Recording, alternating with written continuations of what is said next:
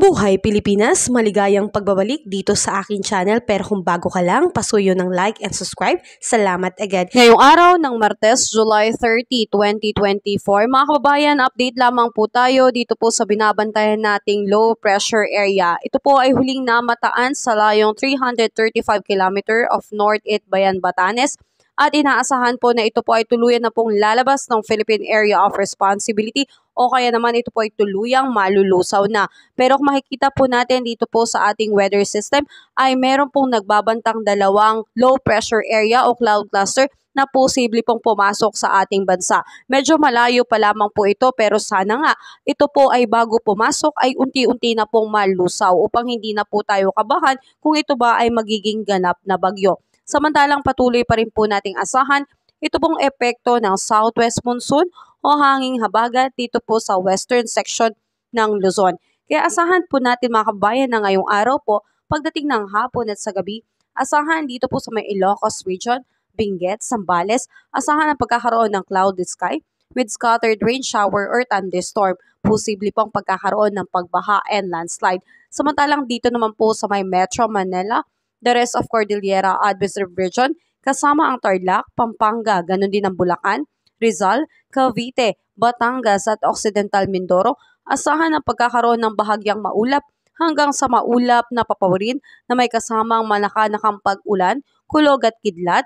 Yan po ay epekto nitong habagat. Ingat po tayo kabayan dahil posible pa rin po ang pagkakaroon ng mga biglaang pagbaha and landslide lalo na po sa mga prone areas. Samantalang sa mga lugar na hindi ko po nabanggit, asahan po ang pagkakaroon ng partly cloudy to cloudy sky with isolated rain shower or thunderstorm. Epekto naman po yan ng mga localized thunderstorm natin. Ingat pa rin po tayo mga kababayan dahil hindi po naalis ang banta ng pagkakaroon po ng mga biglaang pagbaha and landslide. At dahil nga po sa epekto ng southwest monsoon sa ating bansa, asahan po natin ang ating air temperature. Ngayong araw na ito ay aabot sa lawag ng 32 degrees Celsius, Tugigaraw 32 degrees Celsius, Baguio 18 degrees Celsius, Metro Manila 32 degrees Celsius, Tagaytay 31 degrees Celsius at sa Legazpi po ay 32 degrees Celsius. Asahan naman dito sa may Puerto Princesa, aabot ng 32 degrees Celsius, Iloilo 32 degrees Celsius, Tacloban, 31 degrees Celsius, Cebu, 32 degrees Celsius, Cagayan, 32 degrees Celsius at sa Davao, 32 degrees Celsius, Zamboanga Peninsula, abot naman po ng 33 degrees Celsius. So mga kababayan, patuloy po tayong maging updated palagi sa ating ulat panahon at maghanda po dahil posible nga po mga kababayan na may tsansa po na ito pong LPA na nasa malayo pa po, wala pa po sa Philippine Area of Responsibility ay posible pong pumasok sa ating bansa.